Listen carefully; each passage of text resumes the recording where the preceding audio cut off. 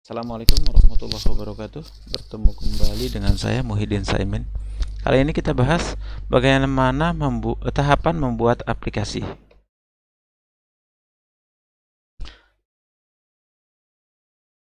Beberapa aplikasi pilihan yang ditampilkan di Student Day Web Programming adalah Pilkasis, Point of Sale, SRP, aplikasi pemesanan makanan, Converter, LMS, Polling.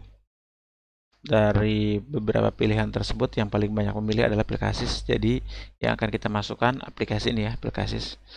Aplikasi pemilihan ketua OSIS ini pernah saya buat nanti PHP. Nah, kali ini di Student Day Web Programming SMA Plus PGRI Cibinong akan kita buat dalam dua versi. Versi menggunakan framework CodeIgniter versi 4 untuk anak kelas 11 dan versi natif untuk anak kelas 10. Kita buat tahap-tahapannya. Ada 9 pentahapan yang akan kita kerjakan. Yang pertama, deskripsi aplikasi, daftar fitur, estimasi biaya. Ini khusus untuk yang komersil. Untuk yang contoh kali ini tidak kita pakai. Kemudian UI mockup, skema database, daftar kelas dan relasi antar kelas, kerangka aplikasi, detail implementasi, dan 9 user acceptance test. Mungkin kita nanti hanya gunakan di nomor 1, nomor 2, nomor 4, nomor 5.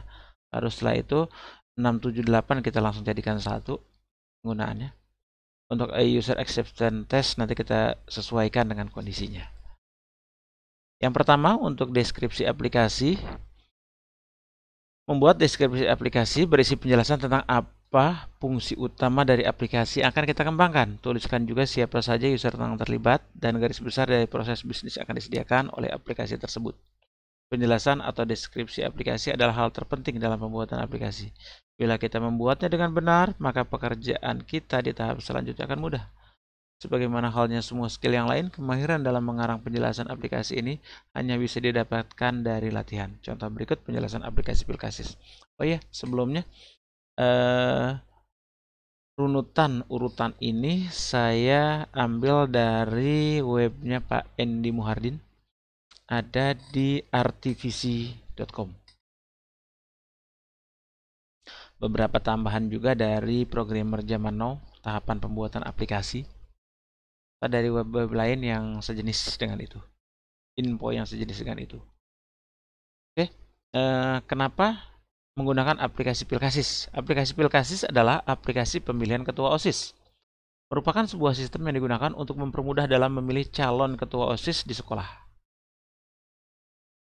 Info lainnya disebut dengan voting system. Aplikasi ini sesuai namanya berguna untuk mengelola kegiatan pemilihan ketua OSIS di sebuah lembaga. Aplikasi ini akan digunakan oleh pengurus OSIS sebelumnya untuk pertama entry data siswa, entry data guru dan warga sekolah, entry kandidat, entry admin.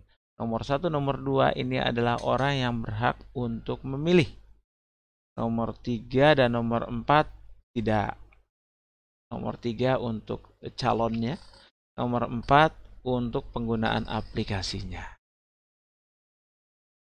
Selain itu, seluruh warga sekolah juga bisa menggunakan aplikasi ini untuk melihat kandidat yang ada memilih calon ketua OSIS. Daftar fitur.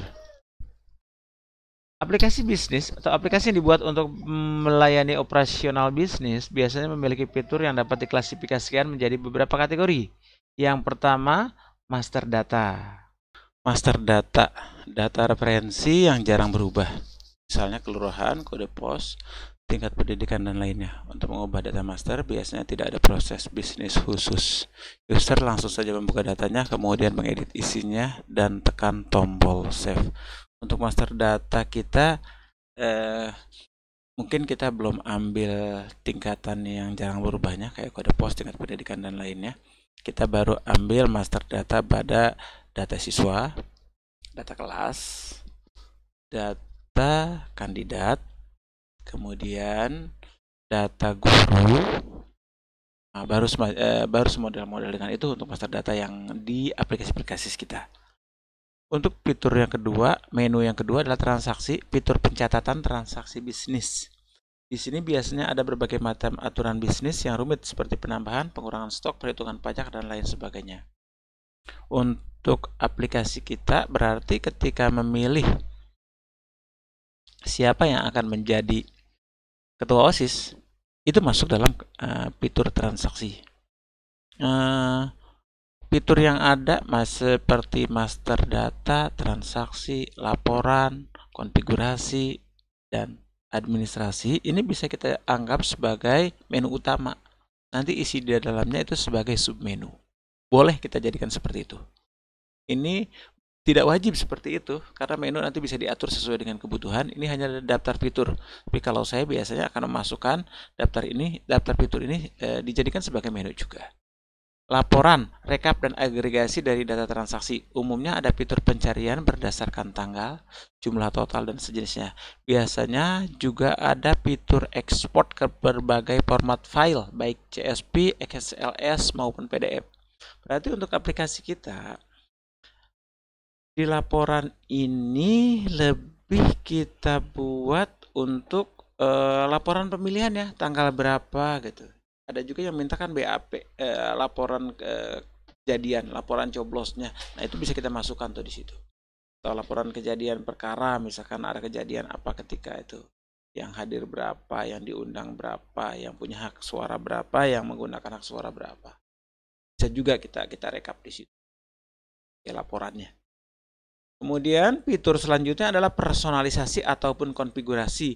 Fitur yang memudahkan user, contohnya ada menu favorit, ganti email, nomor handphone, tema warna, dan sebagainya. Menu profil juga masuk di sini gitu.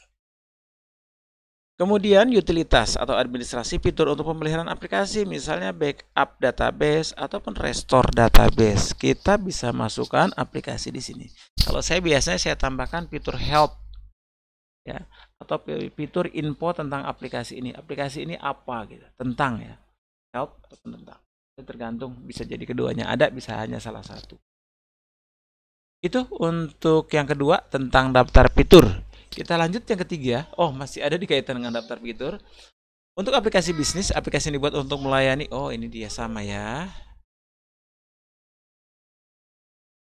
Untuk membuat daftar fitur biasanya mulai dari fitur transaksi. Di transaksi dulu nih, yang rumit dulu nih yang ditulis. Fiturnya apa saja. Setelah itu baru ditentukan master apa saja yang dibutuhkan setiap transaksi. Selanjutnya baru laporan-laporan yang dapat dibuat dari berbagai transaksi. Terakhir baru kita identifikasi fitur personalisasi dan utilitas. Estimasi biaya ini hanya untuk aplikasi komersil. Misalnya secara sederhana dikerjakan berapa lama, kita hitung dalam jam, per jam mau dibayar berapa. Sederhananya kita buat seperti itu. Atau kita hitung misalkan berapa bulan, per bulan kita aplikasi ini membutuhkan biaya berapa. Nah, itulah hitungan sederhana untuk estimasi biaya. Tergantung kita mau hitungan sederhana atau hitungan rumit. Di materi kali ini kita tidak bahas. UI atau mockup, UI atau UX mockup. UI itu singkatan dari user interface, UX itu singkatan dari user experience. UI mockup merupakan solusi murah meriah dan cepat untuk sinkronisasi pemahaman kita dan pemahaman user tentang aplikasi yang akan dibuat. Kalau kita tidak membuat UI mockup, kesalahpahaman kita baru diketahui setelah aplikasinya selesai dibuat. Ini akan memboroskan waktu dan tenaga. Ini amat penting ya kalau kita bekerja untuk klien. Mungkin kalau bekerja sendiri ini bisa dicuekin, bisa. Karena ya UI mockupnya mau-maunya kita gitu. Tapi resikonya ketika kita berubah pikiran, berubah lagi tuh aplikasinya. Sebagai gambaran ya, untuk membuat UI mockup, satu orang bisa menyelesaikan satu screen dalam 5 menit. Sedangkan untuk mengimplementasikan screen tersebut dalam aplikasi belum tentu selesai dalam 5 hari. Padahal screen tersebut belum tentu sesuai dengan maunya user, sesuai dengan kebutuhan user. Kan sayang kalau sudah di coding 5 hari ternyata salah. Nah, untuk membuat UI mockup kita dapat menggunakan berbagai macam aplikasi. Bisa menggunakan aplikasi pensil. Nah, nanti ini kita akan gunakan aplikasi ini. Free ya, open source dan free. Aplikasi pensil memiliki berbagai macam template sesuai dengan aplikasi yang dibuat. Misalnya aplikasi desktop Linux, aplikasi web, Android, dan sebagainya. Ada beberapa pola umum dalam membuat aplikasi bisnis. Tampilan list, berarti ini R-nya, read-nya, form entry sederhana. Ini bisa jadi add-nya ya. tambah. Form entry header detail, nah ini biasanya ke detail nih, tambahan. Masih sama add juga sebenarnya. Looking dialog, ada dialog-dialog tertentu, misalnya ada pilihan, combo box, nanti lari kemana, atau bentuk search juga. Pokoknya intinya berbentuk dialog. Untuk menyederhanakan pembahasan, kita hanya akan buat sebagian kecil saja screen dari aplikasi Pilkasis kita. Setelah UI mockup kita selesaikan, adakan sesi review bersama user untuk mendapatkan feedback. Nah, ini kalau ke klien ya. Setelah sepakat dengan user untuk proyek komersil, bisa juga disertai dengan tanda tangan berita acara kesepakatan. Baru lanjutkan ke tahap desain skema database dan desain kelas atau objek. Banyak orang menyalahartikan tahap desain dengan dokumen desain. Yang dimaksud di sini adalah desain aplikasi, bukan dokumen desain. Nah, walaupun bisa jadi kita gabungkan. Proses desain kita lakukan dengan tujuan agar bisa membuat the big picture, atau gambaran besar. Pada waktu mulai coding, perhatian kita akan terpusat ke satu function atau metode kelas saja.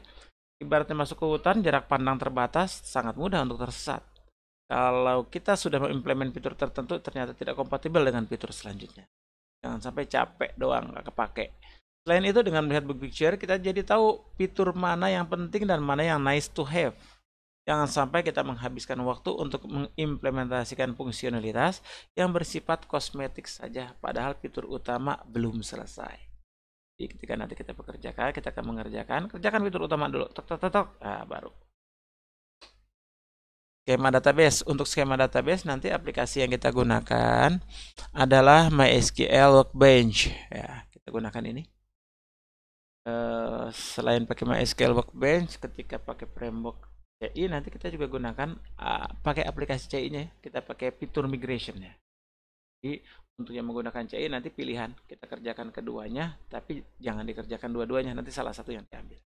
Tapi untuk contoh pengerjaan saya akan kerjakan dua-duanya.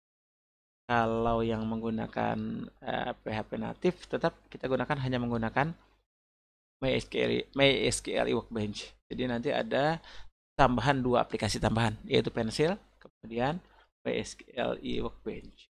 Selain aplikasi paket kita, karena pakai SAM, ya PHP admin yang kita gunakan, atau pakai editornya, kita biasa pakai Visual Studio Code. Untuk skema database, pola mendesain tabel database baik master maupun transaksi yaitu harus ada primary key atau PK. Bisa berupa secret key. Bisa juga menggunakan natural key. Contoh kali ini nanti kita gunakan natural key. Kita gunakan AI auto increment. Angka 1, 2, 3 dan seterusnya. Oke, disarankan menggunakan secret key. Misalnya pakai oke. Buat kolom lain sesuai dengan yang ada di UE Mockup. Untuk menyimpan nilai uang, gunakan desimal bukan float atau double supaya kita bisa mengontrol pembulatan dan tingkat presisi. Untuk rupiah juga tidak terlalu kepake ya, karena percuma. Karena nggak kepake. Angka 2 angka di belakang koma itu nggak kepake. Kalau untuk dolar iya, sangat berpengaruh. Daftar kelas dan relasi antar kelas ini sepertinya kita belum gunakan dahulu. Kerangka aplikasi ini juga sama, belum kita gunakan dahulu. Detail implementasi ini sama. Nah, ini user acceptance test nanti kita gunakan. Kalau framework yang sedang getol-getol yang pakai ini user acceptance test, tesnya pakai adalah salah satunya adalah Laravel. Nanti kita cek di CI ada atau tidak, kita sesuaikan dengan kebutuhan kita. Oke, untuk implementasi aplikasi, untuk presentasi saya kira cukup sampai di sini. Semoga materi ini bermanfaat. Kita akan lanjut nanti dengan fitur UI Mockup, UI atau UX Mockup dengan menggunakan Pencil. Terima kasih, semoga bermanfaat. Assalamualaikum warahmatullahi wabarakatuh. Keep coding with web programming.